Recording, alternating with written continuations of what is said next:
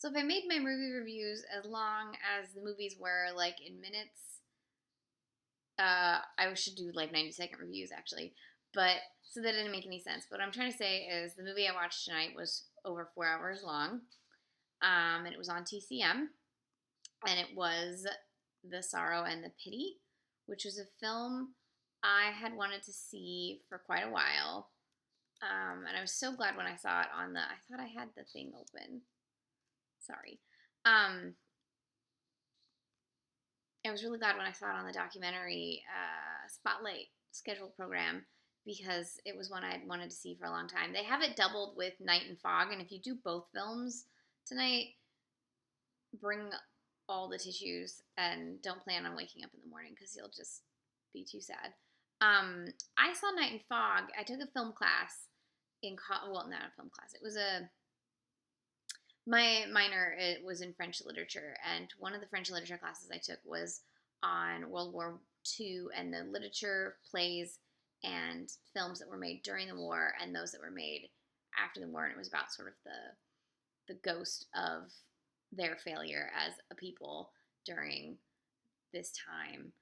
And so one of the films that we watched was Night and Fog. We did not watch The Sorrow and the Pity because it's 4 hours and 15 minutes long. So watching it today, I could see why it would really have fit in with that class. And I'm actually kind of glad I had taken that class because a lot of the things that they cover in this film are very much what I studied in that class. It's about the collaboration between the Vichy government and Nazi Germany. And I'm grateful to know a lot about French history to sort of have some context that I think maybe other viewers wouldn't have. I also wish it had pointed out, but also this was a film made by men and it was mostly men in it. Women did not have the vote until after World War II in France. So there was a lot of decisions being made by only half the country. Keep that in mind. And women were a huge part of the resistance, and they didn't interview any resistance women, so that kind of pissed me off a little bit. Just a little bit. Because the people they did interview were really interesting, and there were some moments, there was one moment towards the end where they were talking to this lady who supported Vichy at one point, but then didn't, and then ended up, in a camp and being tortured, and at one point, and you're feeling bad for her, and then he, goes, do you think maybe when you were supporting Vichy, other people had the same thing happen to them? And she, had not thought of that. That had not ever crossed her mind. And that realization was kind of horrible to watch on screen.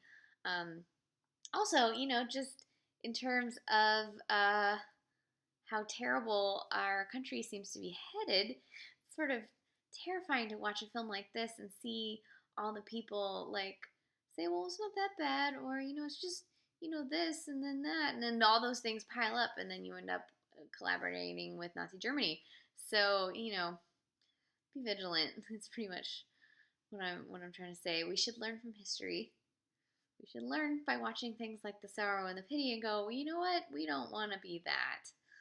I enjoyed that it showed sort of, he interviewed people from all over the place. He interviewed British people and various kinds of British people. He interviewed all kinds of different kinds of French people, and resistance people, and several Germans. It covers the anti-Semitism, the Anglophobia, the fear of the Soviet Union and communism, and all kinds of stuff, all mixed in to one 4.5 hour, or almost 4.5 hour long documentary. It was a lot. I can't even talk about it all. It's directed by Marcel Ophüls, who I think is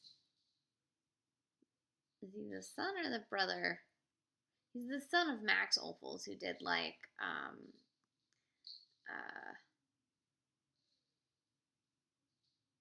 what am I thinking of? The Earrings of Madame de, who was German, but made a lot of his films in France. and I believe he raised his son in France. So the interesting thing about Max Ophüls is that he was German, and his family left Germany because of Nazism, immigrated to France, and then all this, hoop-de-doo happens. Ophüls leaves France for a bit,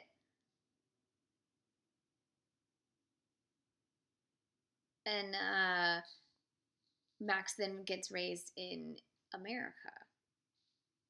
So he's got like this German heritage that then goes to France, that then transports to America, and all of that comes together in him making this film. I also just read that he was, well, okay. Turns out he also went to UC Berkeley, which is where I went to school, which is where I took that class.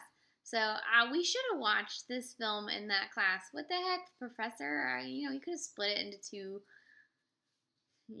two classes or something, or like had us watch it outside of class. Lots of classes did that. Now I'm irritated. He was a golden bear.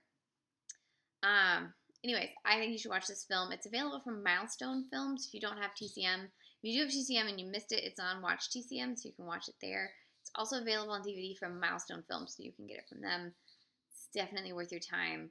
It's a great documentary, and you should learn from history, or as they say, you're doomed to repeat it. And that's, unfortunately, lots of people don't like to learn history because they don't understand how it affects them, and it's like, it affects you because you don't restart. Your birth is not the beginning of the civilization. Like, civilization compounds upon itself. It's very frustrating. Anyways, have a good night.